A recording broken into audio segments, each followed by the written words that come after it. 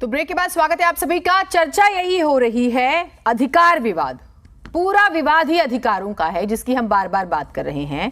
और प्रियंका जी 9 नवंबर से तो रोज सुनवाई भी थी इस पर सुप्रीम कोर्ट में, और सभी मेहमानों को आपने सुन भी लिया। अब समझने की कोशिश यही हो रही है कि हाल में ऐसी कौन सी फाइल अटक चलेगी, हमसे सैलरी लेनी है तुम्हें, तो ये सारा मुद्दा वो चल रहा है। दूसरी बात भाजपा ने की थी कूड़ा की, नितिन गडकरी जी वाला अच्छा सुझाव था। उन्होंने 2017 में कहा था जीनत जी, एमसीडी के पास वो मिलने गए, उन्होंने कहा कूड़ा मैं उठा लूंगा, सड़कों में लगा दूंगा, यूज कर लो।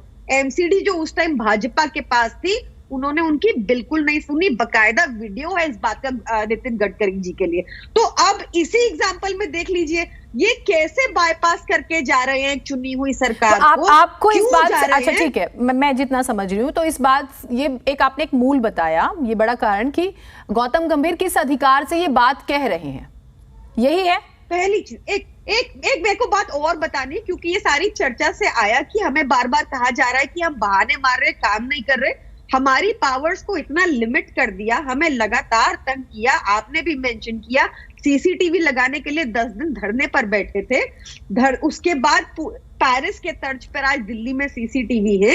चाहे वो एजुकेशन हो, चाहे 27 फ्लाईओवर हो, चाहे मोहल्ला क्लिनिक हो, चाहे सस्ती बिजली का बात हुई, तो दिल्ली में सबसे सस्ती बिजली कंट्री में मिलती है। कोई भी ये फैक्ट चेक कर सकता है। ये सारे काम डिस्पाइट हमें लगातार रोकने के बाद, लगातार अड़चन क्रिएट करने के बाद किए जा रहे थे। एंड लेट मी से दिस विद फुल रिस्पॉन्सिबिलिटी जीनत जी, काम रुकेगा तो हमारा नुकसान, दिल्ली सरकार को कोई फायदा नहीं है।